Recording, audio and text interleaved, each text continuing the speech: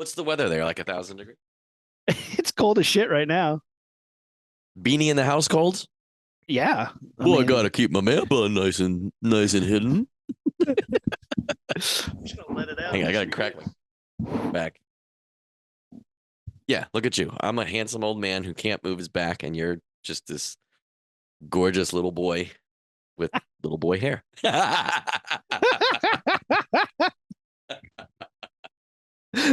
Hey guys, before we get started, follow us on social media, Facebook, Instagram, and X at Launchpad Pod on our website, launchpadpod.com. Check us out on YouTube. Getting a lot of watches on that RRR video. Thank you. Still, Still, dude, we're up to we're in the thousands now. Over 4,000 views on our RRR video. I think we should just shift and just do Indian cinema from here on out. okay.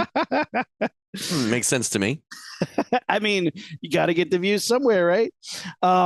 We appreciate everybody who's listening and checking us out today. Just chit chatting. I got some movies I watched. I'm excited to talk about. Matt, did you watch some movies before your TV broke? Dude, my friggin' 13-year-old plasma screen is broke. Like, just one day was like, blink, blink, blink on the little power light. And I was like, Kent, what did you do? He's like, I don't know, I'm 4. And that fucker won't turn on now. And I've done hours of research. And all you have to do is hold the power button for 1 minute and then plug it back in. Doesn't work. Oh, all you have to do is unplug it for an hour, hold the power button in for a minute, plug it back in, continue holding it for another minute, then unplug it. Oh, all you have to do is plug it in a different outlet. Oh, all you have to do. That was going to be my suggestion. Did you do it? Did you do the other? Yeah, I've done. I must have tried. Right. No joke. 20 different variations. Try this. Open it up and dust it out. Well, I dusted it out where it is so far, but for sure, even if the dusting is a part of it, there was some sort of power fluctuation. From what I've found out so far, there's a power fluctuation where something in there is probably damaged now and needs to be replaced. So it's not something that I can fix currently without buying something. And the problem is, from what I've understood, there's like 3 different boards in there that it can be. 2 of them seem cheaper and one of them seems more expensive. Bro. And this is antiquated technology. Bro, have you been to a Costco lately? A TV twice that size is like $400. I feel like all of you fucking people, all of my friends, you're like the 8th person I've said this to, and you all are plugging Costco. Like, do you all get a cut or something if I go to Costco? Yes, that's why we're all plugging so hard. It's that Costco alien cult. I get $1.50 hot dog if you buy and I get free kimchi every time I go. There's like people who are like, Aaron, welcome here.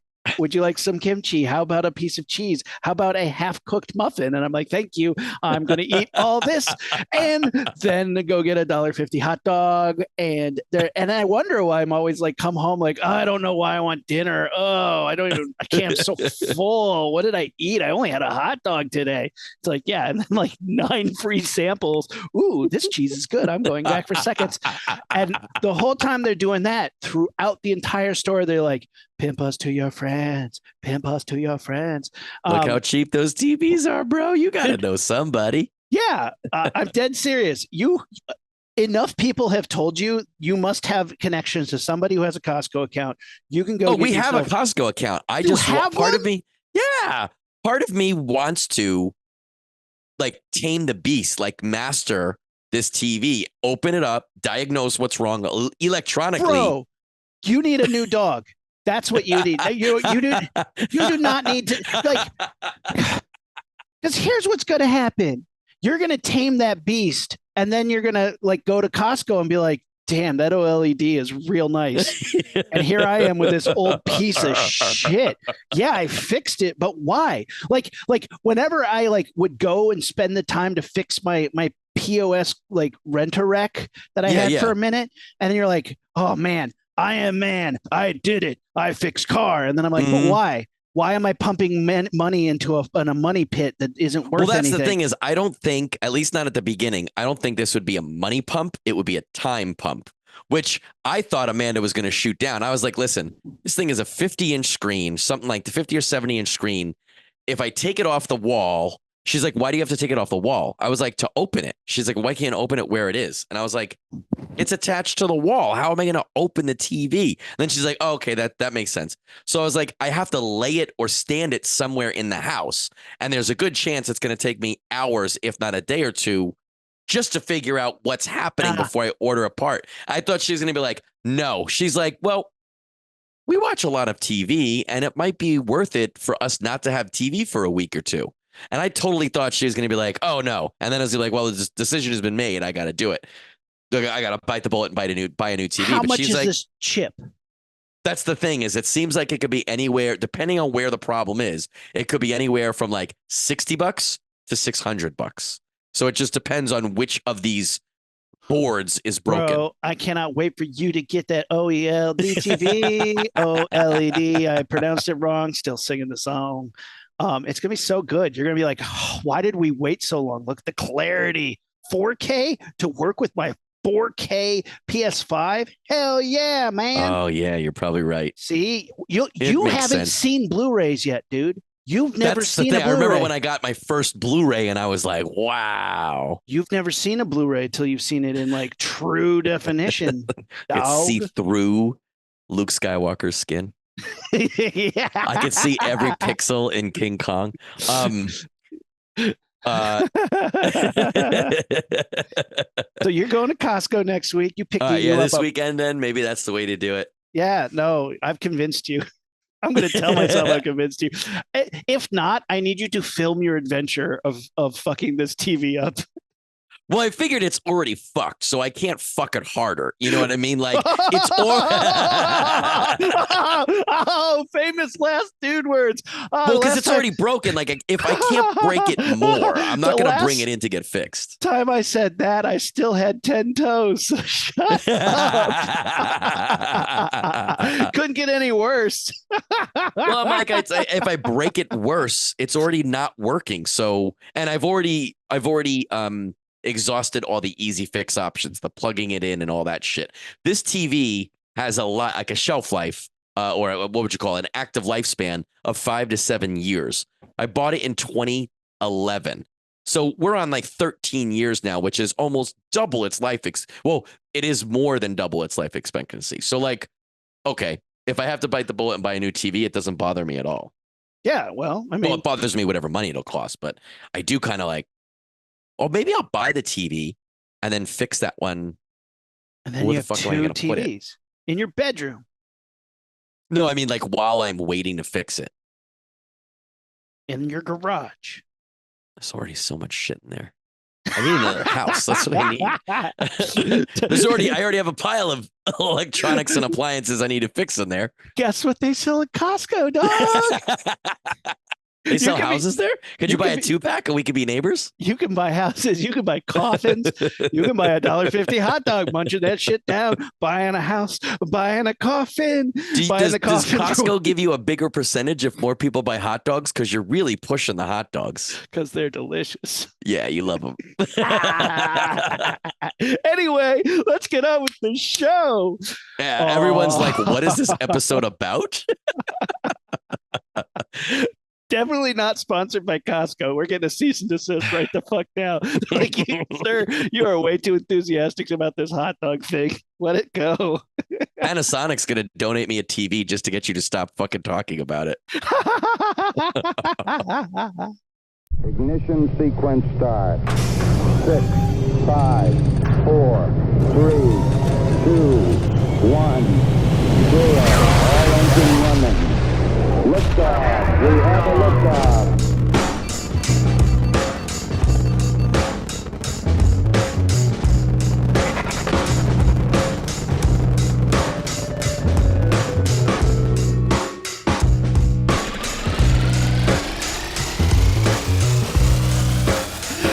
All right, welcome to the Launchpad Podcast. I'm Aaron.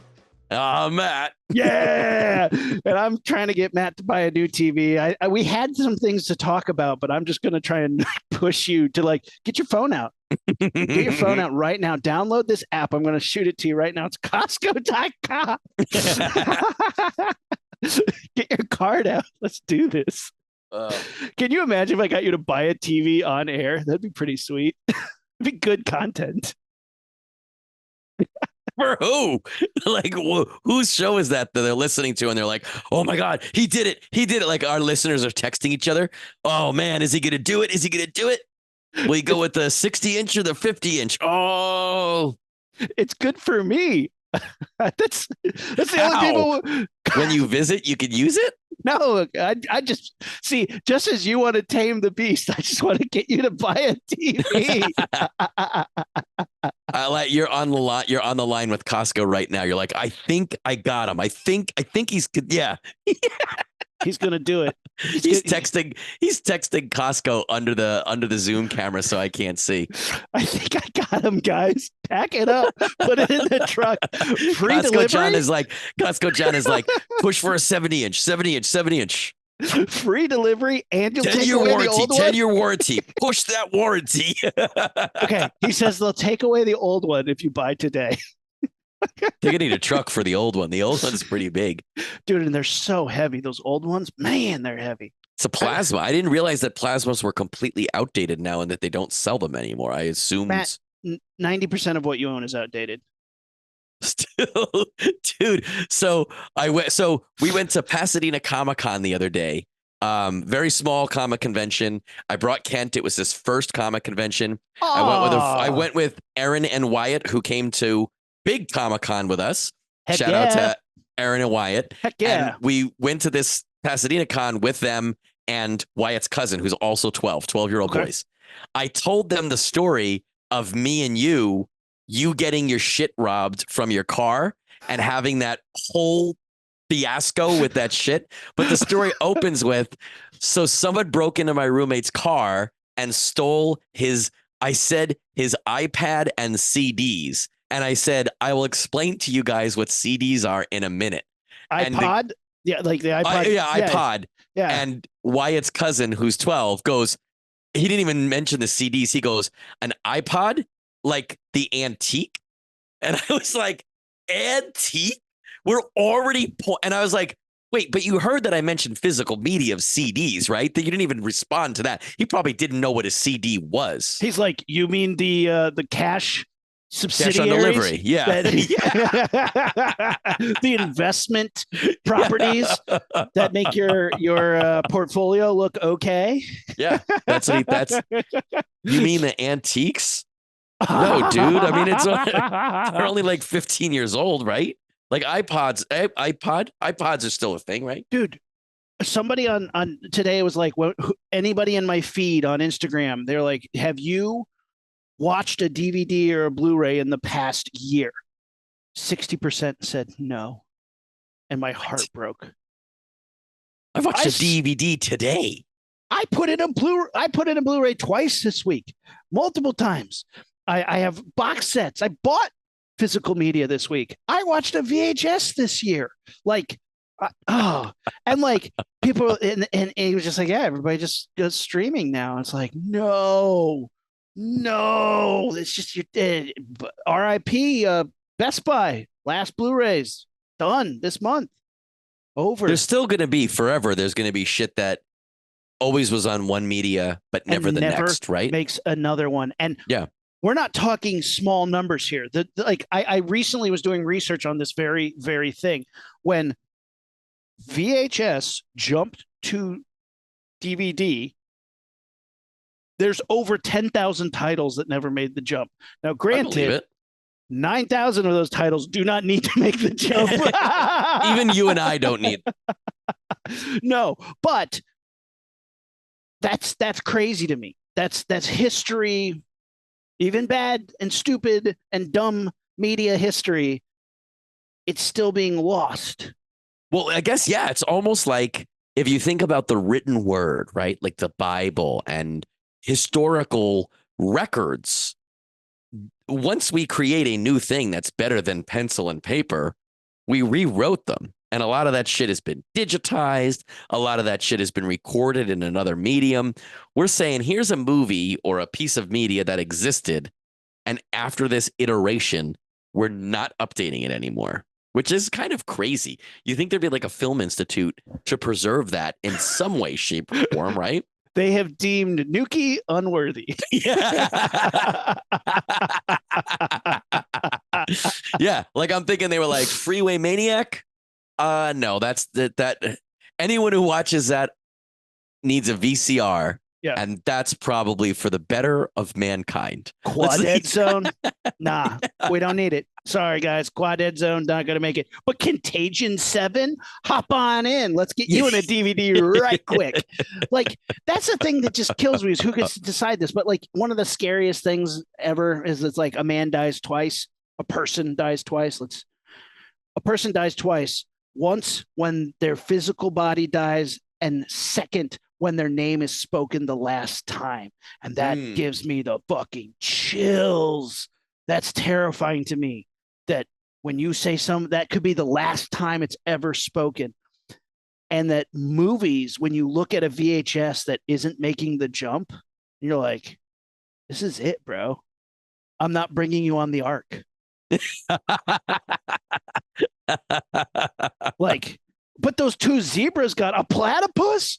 That thing doesn't even know what it is. It's a duck and a beaver. You're like, and Mariah Carey's Glitter is on Blu-ray? They're like, you put that on the ark, but you're not letting little old Nuki on? Like, nah, dude, you sucked. And he's like, I know, but longevity, come on. It's just a movie. I don't know. I don't know why I care about it so much because in theory, when somebody like brings up, love Mariah Carey's Glitter. To be fair, I don't know if Mariah Carey is. I mean, if Glitter is Mariah Carey or Britney Spears or someone, but you get my joke. I do get your joke. I don't know. The thing they is, didn't port it to Blu-ray, so I don't know who is in it. Like people bring up specific movies, and you're like, yeah, I don't really care about that one specifically, but just the concept, like someone might, yeah. It's weird. It's super weird. But yeah, that is the case. So there they are. I wonder. I bet you know who probably figures it out. That one last blockbuster left in the world, the blockbuster that's left. There's probably like some midnight mass fraternity shit that happens. At the stroke of midnight, there's a bunch of people in blockbuster robes that come in, and there's a gong. Gong. Brothers, today we are here to talk about Neon Maniacs. Does Neon Maniacs need? I mean, I'm gonna steal that idea and make it into a movie. So that's great. Yes. That would be awesome. And then there has to be a sacrifice, right? Yeah. You have to sacrifice one virgin, but it's not like a hot virgin. It's like a nerd who has the T-shirt on. Oh my God! They line them all up, and they all have like vintage T-shirts of the movie. And oh God! Please don't pick for the cause. Please don't pick Neon Maniacs. Oh Lord! Oh no! Oh God! Oh, I like it. So there's like 6 dweebs in vintage T-shirts of the movies that they are voting in or out of the night. And if it gets outed, they get one of the other ones gets killed, and then somebody runs in and says, guys, Arrow has a special edition of Neon Maniacs. It's got 4K restoration and special features. Oh, thank God! That means a nerd already died for that. Well, one of the other nerds, jaggly dagger that's like squiggly dagger. They already plunged that into some 40-year-old virgin's heart. And then the cycle continues. Oh, that's how it continues. Then that guy's mom, whose basement he was living in, donates those tapes, those VHS that he owned to that Blockbuster, and the Blockbuster rents out the ones that are commercialized, but the ones that are like cult favorites, those ones get voted in or out the next couple weeks. Oh God, I wish I had backed up the keep twice.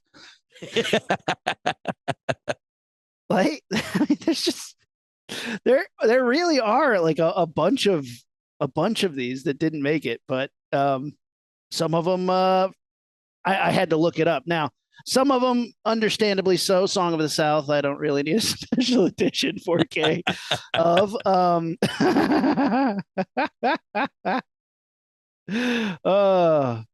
But yeah, man, physical media, it's sad. Can I use this as a segue? I got a segue for us. Oh, I love it when you call out a good segue. Yeah, I know. I want that credit. Arrow just released a double disc really nice addition of a lot of special features and shit in a really nice case of my favorite and yours, the Warriors. Hell yeah, I did see and that. I found it by accident. Like that's, the things you like, you usually they're on your radar to a certain extent. No, nothing's on my radar anymore. Even shit that I'm like, I love that. How did it not? Oh no, I got my radar up for the most part, but there is so much that I miss. Yeah. This is something I missed. I was actually doing one of those things. Remember Amazon used to have to get over $25 for free shipping. So you'd be like, all right, what else is $4.50 that I can add to my cart? You mean the antique? Yeah. I was doing something like that where I was on an eBay site and I was looking at like this guy had a sale. If you buy if you buy 3 DVDs, you get an extra whatever 30% off. And like I clicked on his see more or see a seller's other items. And the first thing up was a Warriors Blu-ray on Arrow. And I was like, what? And then I researched it real quick. I was like, holy fuck, that's a really nice edition. And Rumi knows for sure, and I think our listeners know, I love that movie. I don't know if I Predator love it and I will buy every single edition of it, but pretty damn close. And this one had a bunch of new stuff, and it was, $28 for Arrow Blu-ray of a movie that I love. I was like, hell yeah. And I bought it while Cousin Paul was here. Cousin Paul, shout out to Cousin Paul, who had never seen it. And man, he was on the Warriors bandwagon with me. We didn't fight on the floor, which me and Aaron Rumi have done. After watching that movie, he's like literally roll around, wrestle. He chose to be on the bandwagon of Warriors, and I'm on the boo to that movie. It. I get it. It's just bad. That's not a bad thing. It's fine, but me and you now in that last Blockbuster at midnight, the stroke of midnight. I got my Warrior shirt on. You're wearing fucking Nuki or whatever you have on, and we're arguing about it, and we both get kicked out, eliminating the possibility of either of our movies getting immortalized on the next physical media. No, I choose to be on the wrong side of Warriors. It's probably better than I'm ever going to give it credit for, but just because. Well, you said before that you understand how cool and great it is. You just don't particularly like it, and you can shoot holes through that from your point of view, which makes sense. The concept's great. Hell yeah. These guys are trapped and they have to get back to Coney Island. Cool. There's all these badass gangs in their way who are hunting them all the way there. Cool. This is the same plot used in one of my favorite animes, Afro Samurai. Freaking rad. Here for that. Okay. Great setup. Can you dig it? I'm on board. He gets assassinated. Oh, they got to get back. Who's in their way? Clown makeup, baseball bat swinging idiots who can't fight. Oh, then they're in a bathroom and dudes on roller skates who can't. One dude has roller skates. It's a whole crew of idiots on roller skates. They can't. No, one idiot has roller skates. They all have overalls on. Oh my God. Well, they can't fight still, and they get their asses kicked. They can't fight. They're all awesome fighters, except the Warriors are that much badass. No. More than everybody. No. You are repeating what they say, not what you see. What you see is a bunch of. I saw 3 Warriors take on 7 baseball bat wielding guys in a weak ass, poorly choreographed, shitty fight scene. Weak sauce. It's all weak sauce. Then they get I don't think seduced. You've been in enough baseball bat fights. They've been seduced by a group of women who they think they're going to get lucky. Oh, what's your gang name? We're the Lizzies. First of all, the Lizzies. First of all, come on. You're not getting laid, and they're going to kill you and betray you. Look, it just was constantly building up and then not paying off on the buildup. They don't get laid. The fights are weak. They get back to Coney Island. The dude clinks the bottles and goes, Warriors. And then you get my last moment where I go, he said the thing. Cool. And that's kind of it. No, then they go out to the sand and the guy pulls a gun on him and is about to shoot him point blank. He dodges the bullet while throwing a switchblade into the gunman's hand. Baller from like 2 feet away. Okay. By that point, I'm already over it. Haters gonna hate. See, so let's watch the Warriors. I'll find it somewhere. I love that shit. I love it so much. But anyway, I just watched it, and we're talking about physical media. I feel like we've talked about the Warriors at length, and that could be an episode we could do. I still love it. I think it is the most badass. Like, to me, I would put that on a list of movies I would watch before going and playing laser tag or a Nerf gun fight or something like that I needed to get riled up for. My version of sports. Yeah. Hell yeah. I would do that before a Nerf gun fight. Let's do it. I'd watch. I think it's baller. I'd watch Crank. Hell yeah, Crank. Oh, Crank. Well, I mean, like, my go-to was always John Wick before a Nerf gun fight or a laser tag or something. There's an episode, Pump Up movies. Oh yeah, I have a couple for that. Yeah, movies that you got to watch if you want to get ramped up. Yeah. But no, I love Warriors. I love everything about it. I really, really do like it. And I actually, it's on my list of, I watched it with Paul, the movie with Paul the other day. It comes with both versions. There was a re-release in the 2000s, early 2000s that had this like faux futuristic comic book nonsense in it that's not nearly as good, but it also has the original theatrical and it has a ton of special features. What was the comic book? It was like transitions, right? Yeah, it was transitions, and it was the idea was it was never stated in the original theatrical release, but the idea was that this was in the near future. This wasn't a now story. It happens in the near future where these gangs are like the norm, but they never say that. You just start watching the movie and you're like, oh, this is late 70s New York. I gleaned that from watching the movie, though. That's like when you watch Roadhouse and you're like, oh, they're in a world where bouncers are fucking famous. Like, right. Like, obviously. That's just getting remade. Did you see that? Yeah, Jake Gyllenhaal. Okay. I'm down for a remake, and I'm down for anything Jake Gyllenhaal does. So already I'm going, and I love Roadhouse. So I'm going into that movie. I'm going into that remake 3 steps. Like, they've already given them 3 points, which could be a high fall if they screw it up. That's what I'm saying. You're in for a high fall. That's why you should just, yeah. I get it. But I mean, like, there's a lot of movies like The Last Dragon. Here's a world where everybody loves kung fu movies, especially Bruce Lee, and nobody blinks if you're that into it. And it's like, fuck yeah. Okay. Show enough. Oh, I love that. Who me and my best friend Joey Dunn used to call Show Yum. I watched. We played that in the basement. Like, we would play that, like play act that. That's great. Yeah. I love that. I just watched a movie that while watching it, Kate and I were like, this is like The Last Dragon in many respects. Was it called Second to Last Dragon? Because I think that was the prequel. No, I'm a dad. It was seconds like of The Last Dragon. It was the leftovers that you put in the microwave and they just don't taste quite as good. I know that didn't make any sense. That was a bad joke. We still laugh. That's one of those jokes though that you start laughing because like it's close enough, but then your brain starts to be like mid laugh. You're like, well, wait, seconds are a second helping. That's not leftovers. He meant leftovers of the Last Dragon. Okay, that doesn't seconds of The Last Dragon where I have diarrhea later. Did you ever see the super rapey, creepy version where it's like a home invasion one? It's called Last House on the Dragon. Last House on the Left Dragon.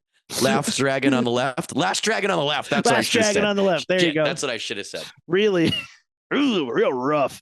Someone right now is taking off their headphones and leaning over to the person next to me like, they started talking about buying a TV and now they're like doing multiple attempts at the same joke, which wasn't funny to begin with. None of them were working. All right. This movie that we watched was called The Guyver from 1991, directed by Steve. Fuck yeah, Mark Hamill? Yes. Steve Wang? Steve Wang and Screaming Mad George. I haven't seen that movie since the 90s. Dude, so we watched it. It is on the level with The Last Dragon in its cheese. It is cheesy. Mm-hmm. I found it endearing. Yeah. There's some great suit work. It's very tokusatsu Power Rangers in its acting. Like everybody who's fighting is like, yeah, get him. While the 2 guys in the middle are fighting. The suit work is the most impressive part. There's some pretty cool body horror. Mark Hamill turns into a bug. He's not really the star, but he's also the star. Because I think the movie's even like, guys, Luke Skywalker is right over here.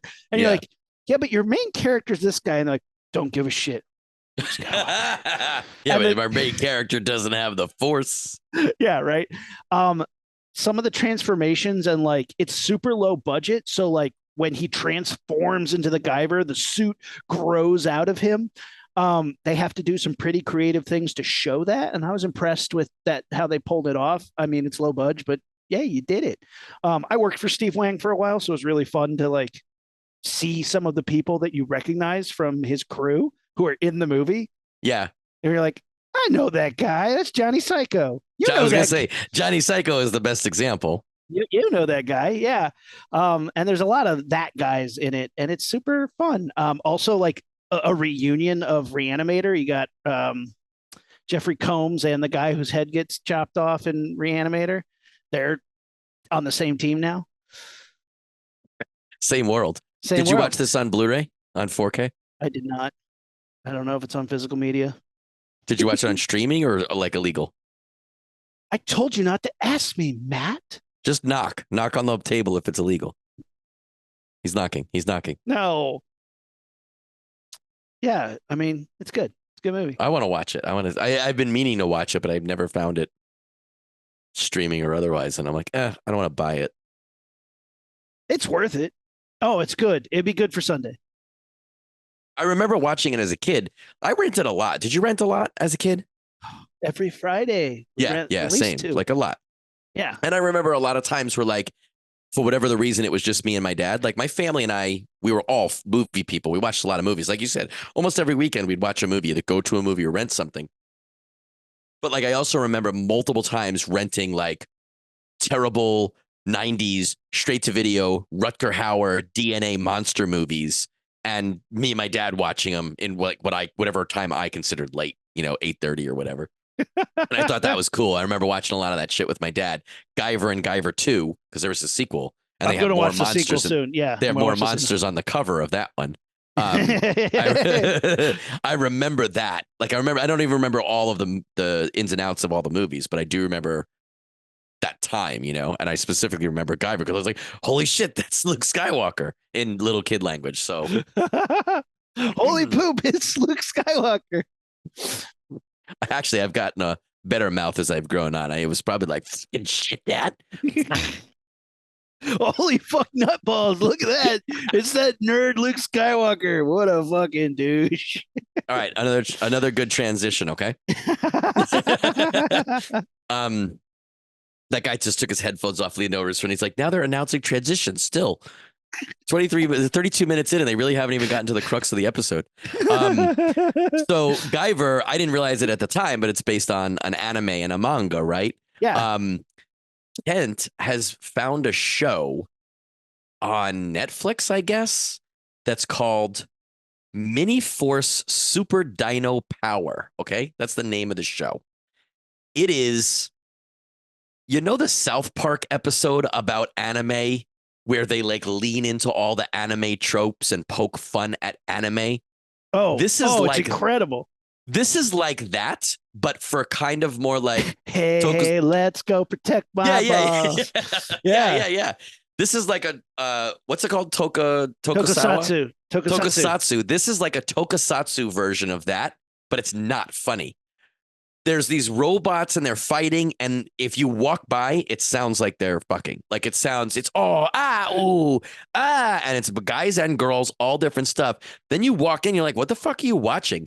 And it's a giant soda can, and I mean like literally that, with sunglasses on. He's got soda can legs and arms with like robot hands that shoot, and 2 straws coming out of his head, which is like the pop top of the soda. And he's called the No Fizz Soda Monster. And he's trying to fight these guys who are riding like almost like mini Zords. And the guys are people size. Now, pause, because a minute ago, there were these cute little like chibi creatures, like a skunk, a squirrel, or something else. And like the skunk farts all over the place. And I'm like, oh, that's great. And I can see why he's watching it. And I'm like, well, who are these people?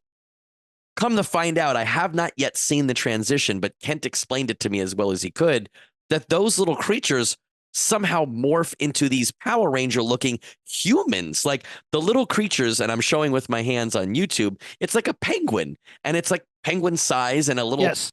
It's like a peg. It's shaped like a tiny peg. And they are little cutesy cartoon creatures that when are shaped like little cartoons. When sitting in the back seat of the car are stuffed animal sized. Right. Yes. And then when they turn into these, I don't know, Power Ranger guys, they look like Power Rangers. They're skinny, tall, humanoid, and they all have like human proportions and they're tall. And then they ride like one has a stegosaurus, one has a triceratops, one has a pterodactyl, and they're like these robot Zords. And you're like, okay, I got it. And again, to be fair, I have only seen pieces of a couple episodes, but in every episode I see, they fight the bad guy, and true to Power Ranger form, that bad guy gets giant at some point, and then the little Zords they have are not. The little Zords are like the size of like a big pickup truck, or not a monster truck, but those hyped trucks that you'll see on the street that they're almost a monster truck, but they're obnoxiously big. That's how big these Zords look. Then they go, oh, we need to call such and such power. And when they say that, it cuts to the desert somewhere. And they're always, the ones that I've seen, they're always fighting in a city, an urban environment. It's hilarious. As I'm scrolling through Google Images, things you say that 2 seconds ago, I was like, what the fuck is that? And then you say in the desert somewhere. I'm like, well, here's the desert. There's that. If you guys want to play this game, again, it's called Miniforce Super Dino Power. So that's you Google. They'll say, let's summon the such and such. And it's some cool Zoid floor light laser name. And there's a giant Brontosaurus looking purple blue robot long neck. And it's rolling through the desert. And when they summon that, you're like, oh, this thing's going to show up. No, this thing transforms into an elevator and a ramp. And whatever thing or things, I've seen it be one thing or two, rolls or flies out of this rolling dinosaur ramp contraption. And then when that stuff, like the one that I just watched recently with him, let's summon this thing. A race car came out and a pterodactyl lion came out, and they both came out separate vehicles that then, in like a flashy cutscene up in the air, combined together Voltron style to make a Gundam looking robot that you're assuming is going to be the same size as the bad guy. He essentially just appears in the city. It is unclear in the narrative of the storytelling if he teleported there, if he ran there, if he flew there. No, it doesn't matter. It's an editing convention, because back in the day when Power Rangers did it, they were just re-editing shit from older shows together. Sure. They would show footage from a completely different television series from a completely different decade, and then just cut to the city and be like, here's your monster. The problem is that there was the old episodes of Miniforce Super Dino Power were never ported from VHS. So they don't have those cutscenes anymore. So now you have this robot that we just saw assembled, right? He is now in the city fighting this giant can of soda. All the bad guys seem to be odd, mundane objects. I see. Yes, and I'll get to that in a second. A toilet with 4 arms. Here's a pink bowl of ice cream. I saw him fight 3 ice cream cones that were all like, let's say, Sasquatch sized, and then they assembled to somehow become Mecha Godzilla size, and it was one giant cone with 3 giant scoops. How bad is this show? Wait. And here's the part that I'm not understanding the most, and for some reason, this is the part that fucks with me the most. This Gundam that just got assembled, and we watched him. The Gundam is made out of a car and a pterodactyl lion.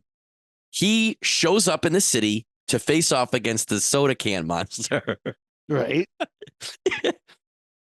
And he doesn't look any different than he did in the desert. But you will see the Power Ranger-esque guys, the humanoid people, talking, and sometimes in a split screen that shows however many of them were involved in the pre-fight, similar to how a Voltron would be. But Voltron people were inside that robot. This robot is the same robot that assembled itself in the desert and somehow made it to the city by itself. If these people are in there, their mini Zords are now gone. They're not part of the robot that is in the city now, and they're not standing by. So I don't know what happened. Like, it's almost like if Voltron itself was a separate robot. Completely different robot. Yeah. And when the Voltron came there, all of those people jumped out of their lions and got in Voltron, but like parked their lions somewhere else, or they like explode by themselves when they're empty, like in Star Wars Battlefront or something. Because then there's just this robot, and then the robot will fight the giant monster, beat it, and there's some sort of like evil bad guy in a castle somewhere who sends a giant ray to make the soda can monster giant or whatever. And then there's no other thing. You don't see him do anything else. The giant robot will vanquish the giant creature. The giant creature will dissolve back down into whatever it originally was, in this case, a can of soda. Multiple little pink balls of like orb or energy pop up and out and then dissolve into the ground. I don't know what that's about because I've not seen a monster created yet. I've only seen them destroyed. That happens and it cuts to credits. There is absolutely no resolution. There is no end scene. You don't see how the bad guy feels about it. You don't see how the good guy feels about it. That is it. Why are you letting your kid watch this garbage? It gets worse or better. Oh, no. I saw in the intro, there's a room full of skunks and they all fart at the same time. There's a lot of farting. I'm seeing tons of farting imagery. So me and Kent are on board for that. I didn't know that was the same show at first as the dinosaur robots, because they have literally nothing to do with each other. It's almost all of those Asian anime manga tropes of it's all these random noises when they're fighting and stuff. Yeah. The one that I just saw was the giant soda can. Okay. It looks like, and every fight scene, pick any 3 seconds of a fight scene and it looks like a Kool-Aid commercial, you know, Kool-Aid coming in to vanquish the thirst monster. Yeah, okay. Right. You know, it's like Crest coming in to vanquish the teeth. Oh, that was another one we saw was a toothpaste supervillain, a supervillain made of an evil tube of toothpaste, has these chatterbox teeth. And he goes, now we will destroy everyone who doesn't brush their teeth. And every single person, man, woman, and child on the street who heard him say that ran away in fear. I brush my teeth at least once, if not twice a day. Why are you running? You all didn't brush your teeth? So now you have it just looks like it's a commercial. Crest will vanquish the toothpaste monster. Chomp, chomp, chomp. You can't stop me. Crests. That's the end of it. Now we're showing the product. That's what all of these monsters look like. Today was the first time I sat down with Kent and I actually watched them vanquish the soda can monster. The soda can monster's problem was when he ran out of fizz, okay, he didn't have power anymore. So he was a Sasquatch-sized empty can of soda. His sunglasses fall off and it showed vulnerable, sad-looking eyes. And he's trying to shoot his fizz beams at him and he can't. And he's like, I got no fizz left. I can't fight now. And as the Power Rangers around him, the Super Dino Force, Mega Force, whatever the fuck Rangers, as they understand that he can't fight because he doesn't have fizz anymore, he is a flat soda. That's what they're calling him, a flat soda monster. The flat soda monster starts crying and runs away. Gets hit by a car. Okay. When he gets hit by a car, the entire image cuts to a light blue background with a bunch of bubbles.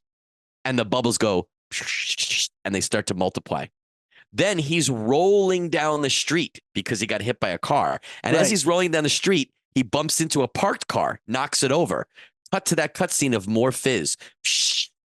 Now, I'm 41 years old, so I understood what was happening. But what a weird fucking convention to have. He bumps and crashes into a couple more things before he gets up. And as he gets up, all the Power Rangers on the dinosaurs come over, and there's a bunch of random pedestrians around. They go, don't worry, everyone. He's just a flat soda can monster. He won't hurt you.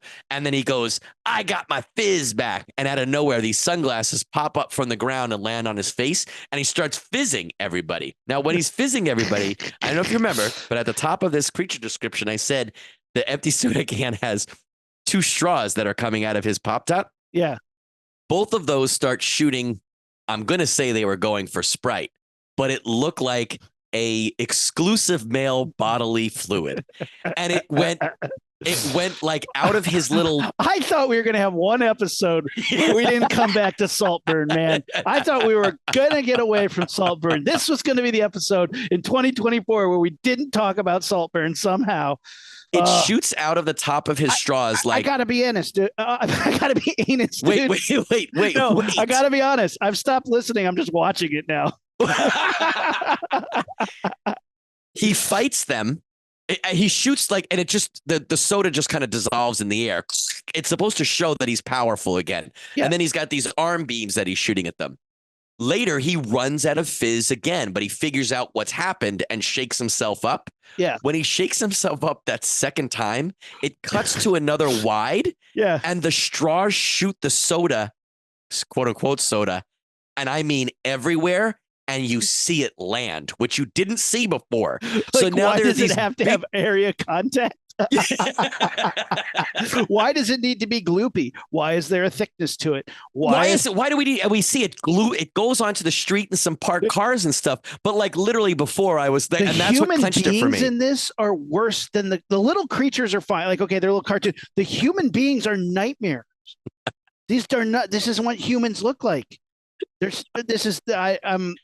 was not going to mention it. I'm watching this with Kent and I was like, should I talk about this on the show tonight? And I was like, I saw the first cum, the pre-cum, I guess, come out. And I was like, gross. Maybe I will talk about it. And 2 minutes later, it was like, I was like, I gotta talk about this bukkake. What is it? It's Miniforce Super Dino Bukkake. Power. Dude, this thing is. No, see, this is the type of show that my mom would come down and be like, what are you watching? I'd be like, nothing, because I knew she wouldn't like it. And then she'd watch for 5 minutes and be like, turn that off. And I wouldn't be allowed to watch it anymore. This is how she would be like, there are too many farting skunks in that opening scene. Yes. And no joke, in the opening credits, there's got to be about 15 farting skunks. So once we were watching, you remember the show The Angry Beavers on? Yeah, I never watched it, but I know what you're talking about. So it's actually a really good show, pretty funny. But my brother and I were watching it once, and my mom was like, "What are you guys watching?" And Kevin went, "The Happy Beavers," because she'd be like, "I don't like a show that has an angry thing in it. We're turning that off." Oh, see, I feel like my mom would have been more hip to that, or more against the Happy Beavers. She's like, "Oh, is that the Scrambled channel?" She straight up knew. She knew it was up. This looks terrible, dude. I can't handle it. At least they're only 11 minutes long. Barf. It did not feel 11 minutes long. That's weird, because every time I walk in, I feel like I've missed 12 hours of backstory, and I do not understand. I literally was telling Kent, I was like, Kent, where did the dinosaurs go? He's like, I don't know. And I was like, well, are those guys driving that robot? He was like, I don't know. I was like, Kent, I don't understand these rules. I don't like this show because I can't understand the mythos. Transition. Here's a movie that I just watched that I fucking love that had way too many rules in it. All right. But hit me. The movie was so good. Dude, so good. Saltburn. When Evil Lurks. I saw this on Shudder. This came out in 2023. Right now, it is one of the best films of 2023 horror movie wise for me. It's out of Argentina, and it is. Remember how good when Evil Dead Rise was, like how hardcore that was, how balls to the wall it was, how it wasn't afraid to fuck kids up, hardcore. This movie goes there. Does not mess around, and it's these two brothers that live out on a farm in Argentina, and they hear gunshots at night, and they count them, and they're like, it's a pistol. We probably shouldn't go out there. Let's go tomorrow morning. So they hike out there with their dogs out into the fields, and they find a man ripped in half. And the dogs are like chewing at the intestines and stuff. And they're like, well, that's not good. Well, we better go talk to our neighbor. I don't want to talk to our neighbor. He's an asshole. And what if he did it? Oh, yeah, you're right. Well, we better go talk to this other neighbor. They go to her and she's like, are you here to kill my son? And they're like, what? And she's like, oh no. And they're like, hey, there's a body out in the field. And she's like, he was coming to kill my son. Oh no. Oh, oh man, this is terrible. And they're like, what's wrong with your son? And she's like, he's possessed. And they're like, what? And they go inside, and this man is giant, bloated, full of pus, and it is disgusting. And he's like, kill me. kill me. But he's like a little too excited about it. And you're like, uh-oh. And they're like, oh no, a rotten. Everybody in this world knows what a rotten is. And there's rules around the rotten. You can't shoot it with a gun. No electric lights. You got to take your clothes off afterwards. It spreads through animals. There's so many rules that everybody's just like, oh yeah, duh. And I'm like, you haven't told me the rules, but I'm still on board because you're grossing me out and I'm loving it. So they go to the neighbor that they didn't like. Did you say it's Argentinian? Yes. The movie itself. Yes. In a different language. Yeah. And they go to the neighbor they didn't like, and he's like, well, we got to fucking kill this thing. Like, oh, whoa, let's go to the cops first. And the cops are like, not our business. You deal with the rotten. Oh, by the way, don't shoot him with a gun. And, you know the rules. And they're like, yeah, I know the rules. So they go back and they're like, we're just going to get this guy out of here. So that the two brothers and the neighbor drag this guy out in a sheet, and it's just dripping pus, and he keeps falling out of it and just spilling, and his pus bubbles are popping. So gross. They pop him in the trunk and they drive down. They try to drive him out and dump the body somewhere, but the body falls out of the truck at some point and they lose it. And they're like, fuck it, it's far enough away. And they go back. But it's played for horror. It's not played for laughs. Straight horror. It is okay. Gnarly and nasty, dude. None of this is for jokes.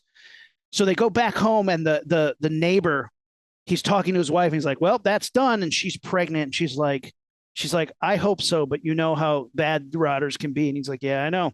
And she starts screaming. She goes outside and she starts screaming. She's like, look, look, look. And he comes out, and in the herd of goats, there's one goat, and he's just like, what you want? And the goat's like staring him down. And the guy's like, oh no. And he goes and get his gun, and he puts the gun to the forehead of the goat, and the goat pushes his head to the gun. You're like, damn. And she's like, you know, you can't use guns. You know, you can't use gunpowder on it. You know, you can't use gunpowder on it when it's loose. And he's like, I got it. I just have to. I have to get rid of it. He puts his finger to the trigger, and the goat's staring at him. He's staring down the goat, and all of a sudden an axe goes whoosh, right into the dude's face, and he falls down, and his pregnant wife is standing there screaming, and she hits him like 3 more times. And it's one of the best axe kills I've ever seen, because movies today, like axe to the face is like butter. You have one of the hardest bones in your body up here. Sure, yeah, it would glance off, cleave part of your forehead off, and then you'd have to hit it like 3 times before your skull's cracked open. She hits him like 3 or more times, and she's screaming there, lying on the ground, and then she flips the axe around. Whoop, bam! Axe to the pregnant lady's face. That's how they kick this movie off. That's 2 people dead. Another That's guy the dead. beginning of the movie? That's the beginning of the movie. Oh, I was just about to say, when does the axe to the face happen? It's a little slow, because there's a lot of them like, well, should we tell the neighbor? Should we not tell the neighbor? But once that happens, then the 2 brothers are but like, that's not like the climax or the middle of the movie, or that's before the middle? That's like the first 10, 15 minutes of the movie. Fuck. So then the brothers are like, I don't think we got rid of it. Yeah. And they're like, and one of the brothers is like, we got to go get my family. And he's like, you know, you're not allowed near your ex-wife. And he's like, I don't care. If a rotter's out and it's free and it's spreading, we have to go get them. Again, what are these rules? What the fuck's going on? So they rush into town, and he runs to his ex-wife's house, and the new husband's like, dude, you can't be here. And he's like, I got to take my clothes off. And he's like naked in their house, and his son's like, daddy. And the wife's like, you get the fuck out. I'm calling the cops. He's like, yeah, call the cops. And then all of a sudden around the corner comes this giant mastiff, and the little boy and his stepsister, a little girl who's like 4, are playing with the mastiff, and the adults are arguing. And you're like, I know what animals do in this movie. Oh, no. I understand some of the rules. Yeah. So while they're fighting, they're arguing. We got to go pack everything up. Everybody can come. We're getting in the car. We're leaving. And she's like, you're full of shit. You're just trying to control us. This is why I left you. This is why we have a restraining order. And the shot out of focus, mastiff, 4-year-old girl, people arguing, bam, grabs her, pulls her off screen. So fucking brutal, man. The parents just hear screaming, and they turn, and the little boy's just pointing, and the stepfather comes around the corner, and you get a shot of a mastiff just ragdolling a little girl, just ragdolling her entire body, blood spraying everywhere, and the mastiff drags a child's corpse out the front door, and everybody chases after her. Don't worry, you see her again. She's actually pretty much okay. But a demon. This movie goes so hard.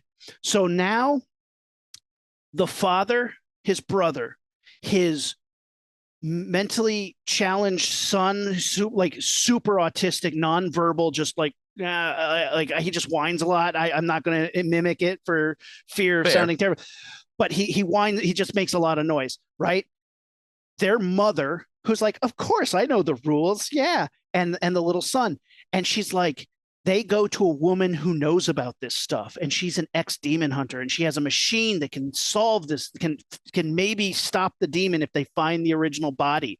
So they have to go find it, but like people keep coming for him, and like bodies keep piling up, and like, oh man, at one point he comes back to the handicapped son, and he's like, where's your grandma?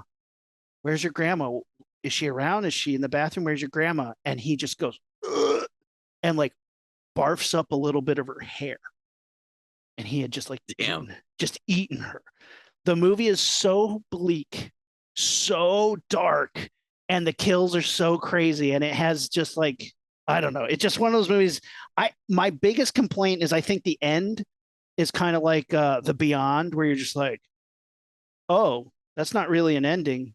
Yeah. Like, I guess it is, because they're basically like, yeah, you're all fucked. And you're like, oh, that's sad. So the end is very abrupt and very, it's like a soda can just fizzling out, and then little pink energy orbs pop out. Yeah, it was so abrupt and so bleak and terrifying, but at the same time left me just going, fuck, holy shit, what a good movie. So yeah, When Evil Lurks is, it's on Shudder, you said? On Shudder. That is balls to the wall. Yeah, I've heard a couple things about it. I heard that the rules were back and forth. I like the idea of a movie that does not explain shit to you. It does not tell you, hey, here's the rules, here's whatever. And you and I have also talked about how, like, possession, demon, zombie, werewolf, vampire, we like movies where in that world they know what a werewolf is. Like, you see werewolf movies and there's a werewolf around and nobody says werewolf, because you have to pretend that there's no such thing as werewolf. You have to pretend there's no such thing as vampire. There's a zombie. You have to say, oh, there's these bodies are coming. Like, no one's like, hey, I think these are zombies. I think zombies are the thing that does it the most, right? But I like the idea of a movie that says, hey, we all know what's going on. We're not going to explain it to you. You just got to catch up. But I did hear that it's hard to figure out some of these rules. And I actually... But none of them matter. Like, here's the thing. None of the rules actually matter. All the rules make sense in the moment that they bring them up. Oh, you're not supposed to be in electric light. It's like, right. Okay, well, that makes sense for the moment we're in the movie. But like, I think an American audience wants the rules laid out so you can see how they play out. Right. And here's my big question. In Argentina, is this actually a folklore thing, or did they just make this up for this movie? Like, is this like somebody who lives in a culture where there aren't zombies? They come to America and they're like, what's all this Walking Dead shit? You have to do what? What? Zombie? They come back to life? Naked. You gotta take your clothes off. Gotta take your clothes off. It spreads through animals. Wait, you're fully clothed shooting it? Get the fuck out of here.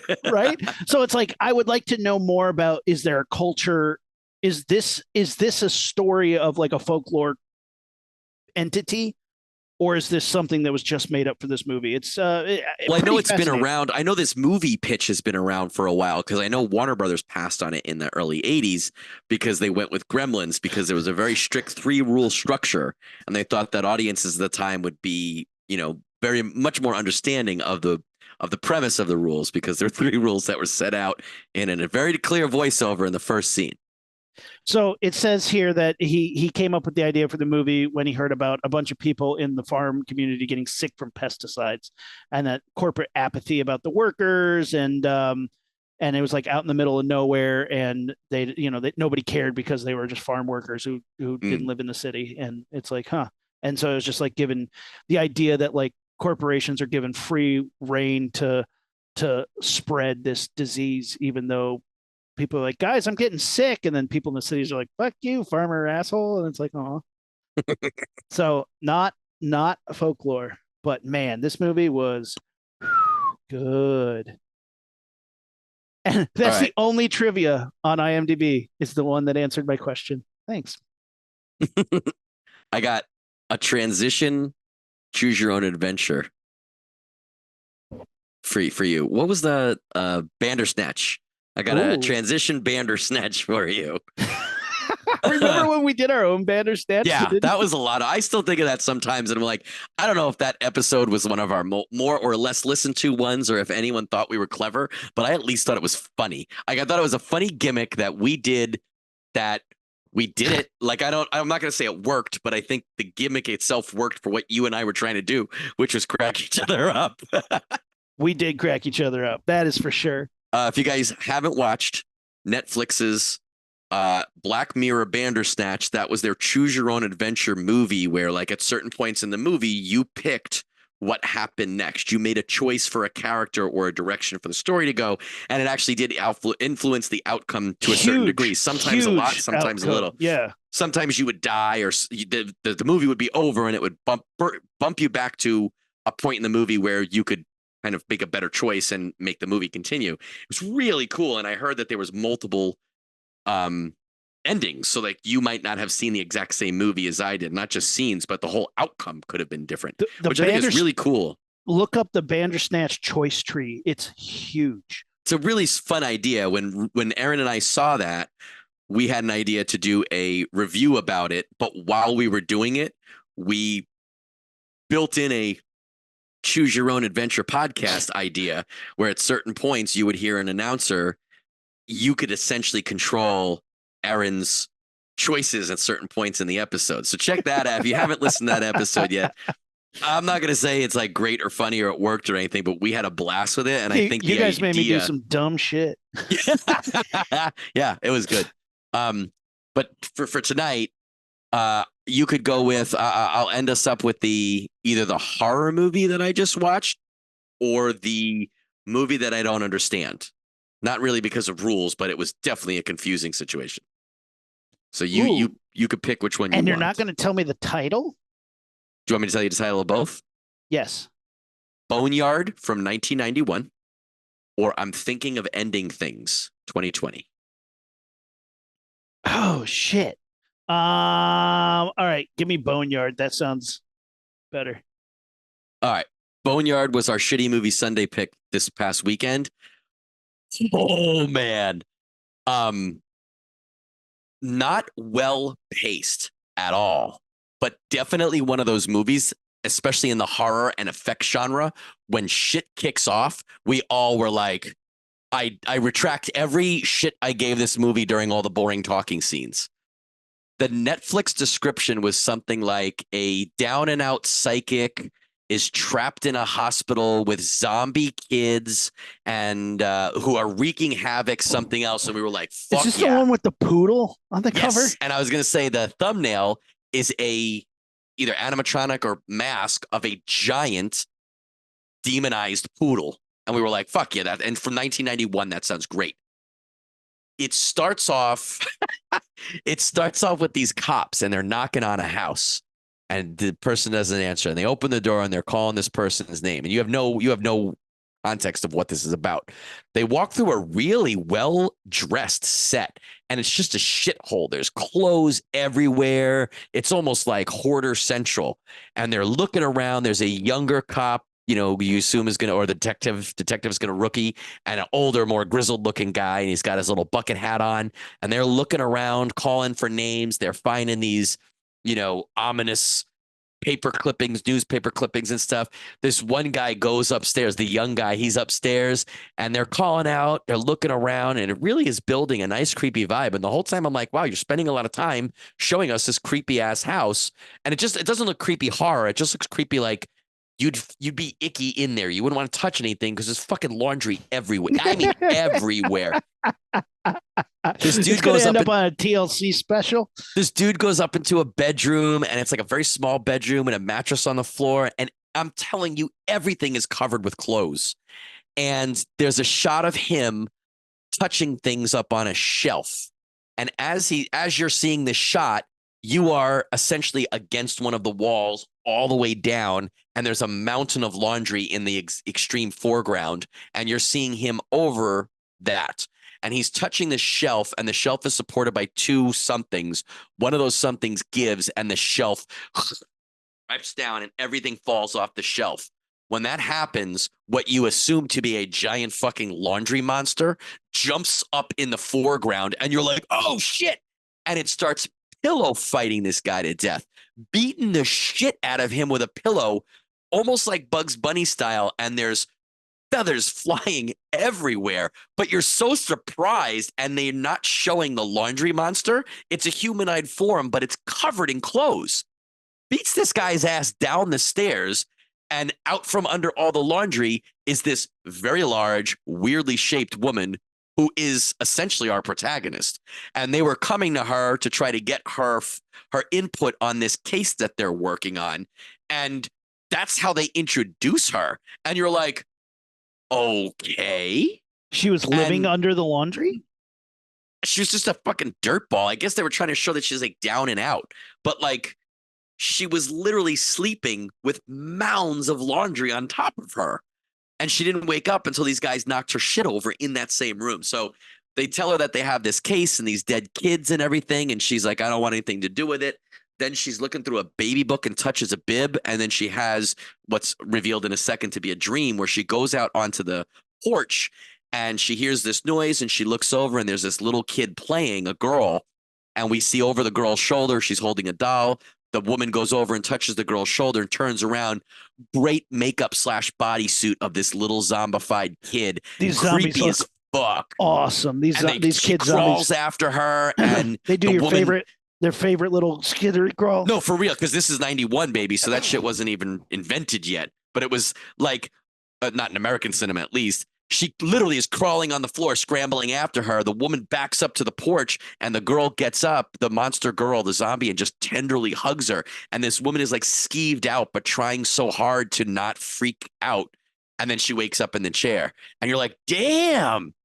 Then there's a lot of blah, blah, blah, blah, blah, blah, blah, blah, blah. But the creature shit that happens is a lot. The kills and it has some of the best zombies eating bodies I've ever seen. The little zombie kids look more like monsters or mutants than kids, but they are gross and weird. Like, it's discomforting. You don't want to look at them. The movie is really cool. The plot makes no real sense. Again, a shitty movie Sunday, so we're talking through it and joking and reacting. So we probably missed nuances of the plot and stuff, but it was a lot of fun. There is spoiler alert, you have these 3 zombie children. They kill some people. They cause some damage, some, injuries and blood and gore. Phyllis Diller is in it. She ends up turning into a giant monster that's almost like, if you've ever seen that Sideshow movie that Steve Johnson did the effects for that I now can't think of. Alex Winter is in it, I believe. Yeah. Freaked. There you go. Yeah. It's almost like that, but a scarier version. The big googly eyes. Animatronic face. Yeah, big googly eyes. The shoulder blades are so distended and popped out the back. They look like they're almost like wings. She's this giant creature at the end. Then you have this, they vanquish her, and then you think that's the end. But then you have this giant, almost like a werewolf poodle comes in. And it's fucking awesome. And it's one of those scenes you just keep going, oh, and you can't believe that this shit's happening. But then when that shit's not happening, I almost fell asleep. It was that boring, That's rough. Worth watching for the stuff that's good? Fuck yes. And you guys have the benefit, Aaron, you and everyone listening, of me telling you, sit through it. It's worth it for sure. Theoretically, you could put it halfway through the movie and you'd be okay. But it's worth seeing it just because this woman is so weirdly shaped. And also the way that they there's certain decisions that they made that you're like, why would you put that? Like, I understand you want me to have sympathy for this character. Why would you go about it that way? I understand you wanted me to be suspenseful, or you wanted this to be suspenseful. You wanted me to feel tension here. That's how you decided to shoot that. But then there's these other things where it's like, I think the director or the writer, I think it's the director, was a special effects guy. So it clearly was like, okay, let's focus. And it's one of those, you want to watch a popcorn movie with some friends that's got some bitchin' monsters in it? Cool. This is a good, you know what this would be, Rumi? A real good Friday night sleepover in junior high movie. Yeah. You Okay. know, I'm on I board. don't think there's any nudity in it. I'm trying to remember. I don't think there was any nudity. That's the only thing else that would cinch that as a okay. We're going to bed, you guys. You can watch this blockbuster movie till 11 o'clock, but then you got to go to bed. You know. I mean, I love that era. We always watched Aliens. Um, since you brought up Alex Winter, I was going to talk about other movies, but now I'm going to talk about this movie instead. Um, Destroy All Neighbors. I've heard of it and I know the guy who wrote it, but I don't know. It looks awesome. I've seen some of the, I think it's Gabe Bartalos effects. I'm pretty sure Uh, it's Gabe Bartalos who did the original, at least the original Leprechaun. that tracks. Mhm. He looks like a leprechaun for Yeah, sure. he does look like the Leprechaun. So Alex Winter's in it. It's a struggling prog rock musician, finds himself like in a living nightmare when he keeps killing all his neighbors on accident, um, or on purpose. Who knows? Um, Have you it's seen this? Yeah, I watched it the other Okay. night. It is way more comedy than it is horror, Hmm. but it's pretty gory and a lot of intestines and a lot of like weird mutilations and violence, but it's all played for laughs, like Hmm. like real goofy. So if you're down for that, it's really fun. I I Same would have vein as liked like Dead Alive? way goofier. Really? Yeah. And I think Dead Alive did more with the gore, but this definitely had a lot of gore in it. He's trying to get rid of a body, so he's cutting it up with a saw, and he keeps killing neighbors, and one of them catches on fire, and she turns into this like really goofy like skeleton puppet that's kind of fun, and they help him make a prog rock album. Like you said to me, worth it? Worth the watch? Absolutely. Yeah. But don't go like anybody who goes in expecting like a good horror movie that's gory. No. If you are expecting a really fun, goofy satire, good, not even satire, just straight goofy. If you're looking for a fun, goofy, good time that happens to have a lot of gore in it, this is great. Okay. Don't go for the gore. Go for, I want to watch a funny movie that has intestines that play the drums.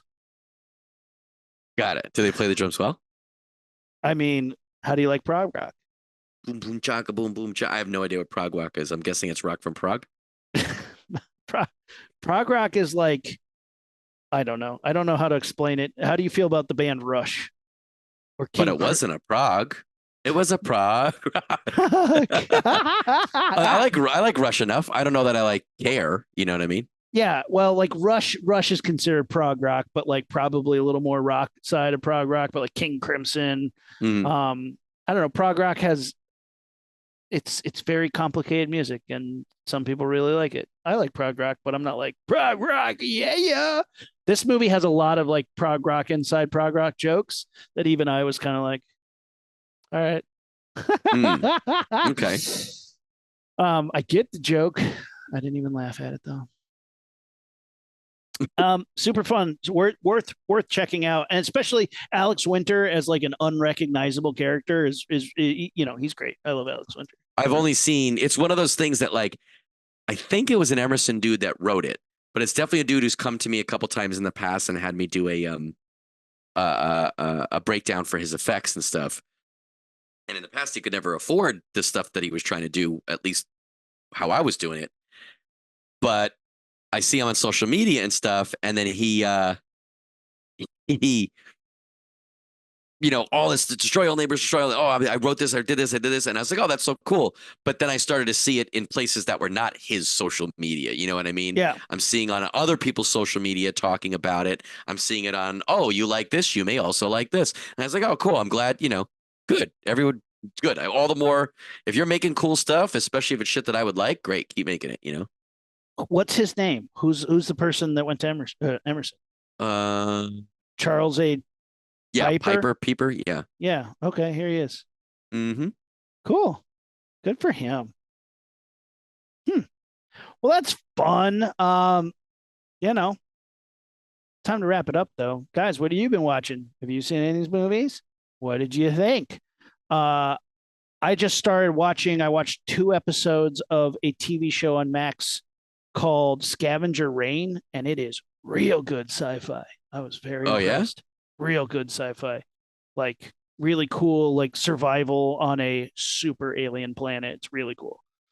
I liked it a lot. But yeah, what are you guys been watching? Check out any of these movies. Let us know. Hit us up social media, Facebook, Instagram, and X at Launchpad Pod on our website, launchpadpod.com. Check me out on Saturdays, half hour horror, 10:30 Pacific, 1:30 Eastern. We're going to talk about some horror stuff. You know, they say it's a half hour, but we like to give you a little longer. Last week we had a paranormal investigator on. We talked about some haunted stories, and some of you came on and told your haunted stories. So thank you. Let's do that again this weekend. I don't know what we're talking about yet. Got time to figure it out though. So yeah, it'll be great. And where else? What else we got going on? Anything else for pimping, Rumi? So Amanda goes to me the other day. She must have been looking at your or our social media. She goes, do you know Aaron is on another podcast? And I was like, yeah, I know. She goes, that's okay. I was like, yeah, the more the better. I don't care. I just thought it was so funny. She like wanted to ask me, but was worried that I'd be upset. You know what I mean? Like she was throwing like the 8x10 glossies of you holding another man's microphone.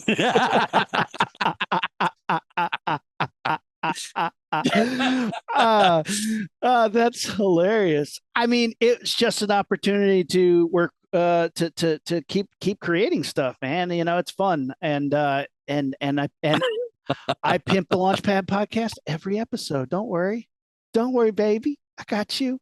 You're my bottom bitch, man. I hold you down. You're my OG. And like I'm comfortable enough in my relationship with you that like, yeah, you can podcast with whoever you want. I'm not worried about it. I think the Launchpad is the Launchpad, and I'm not worried that someone's going to steal you or anything. I just thought it was, there's so few times where she's like, hey, this important part of your life, let me weigh in on it in a caring manner. But I think that was her way of being like, hey, are you okay? Yeah. Hey, man, is everything okay with you and Rumi? Well, you would also be part of this if you weren't teaching little kids karate. I know, yeah. Although the good news is, actually, I could tell you, the good news is I don't work every weekend anymore. Starting soon, I'm doing every other weekend. So if you don't need a every weekend commitment, I could come sometimes. Yeah, fuck yeah. But I don't wear pants on weekends. So if I'm home, so good thing it's audio only. It's also on not anymore. It's also on X. So I have to teach you how to use the Twitter beast. Do I have to learn how to use the rest of the alphabet first? I can't wait till you're watching TV and Kate says from the other room, hey, honey, did you know that Matt was on another podcast and he's not wearing pants? Oh, Lunch Dad podcast. One quick story because it's fucking hysterical. We were building with blocks with Sammy, and we were like, hey, it's time to clean up the magnet tiles, and you need to help. And she stepped out of the room. She turned around, looked at me and Kate, went, you're both big girls. You can clean it up, and walked away. And we were like, whoa, get back in here. How old is she? 3. That's awesome. I was like, because that's exactly what we'd say to her. And she'd be like, right. I can't do it. Like, you're a big girl. You can clean it up. But the way she looked, like, surveyed the damage, it was like, you're both big girls. You can pick it up. Do you think she was being serious, or you think she was trying to get away with it? She was trying to get away with it. Yeah, she was like, and she took 2 more steps out, and you called her back in. She was like, dang, I thought that was going to work. Good shot, though. She seriously thought that they'd be like, no, you're big kids. You got this. You don't need my help cleaning this up. It's like, this is your mess. Love it. Kent has been in a you got to tell a story. I got to tell a story. Kent has been in a big rush. Everyone else tuning to a different podcast. Where's that one with a pantsless ginger? What did you say? Dino Forest masturbatory cups? What were you?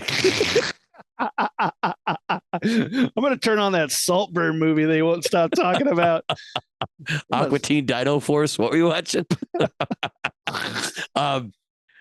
Kent has been in a rush to get out of the bathroom lately. So he'll come home from somewhere. You're like, go to the bathroom. He's like, I don't have to go. And you're like, try. It's been a couple hours. We just got back from go.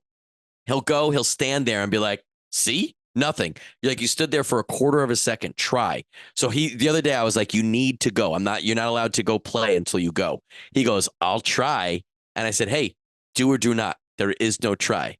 And then I said, remember Yoda said that to Luke? And now this kid knows Star Wars almost as good as me.